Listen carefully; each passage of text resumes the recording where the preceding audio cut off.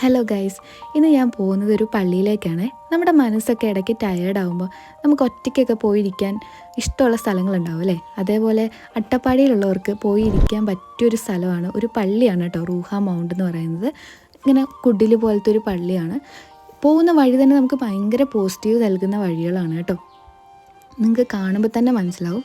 ഞാനും എൻ്റെ ബ്രദറൂടെയാണ് പോയത്.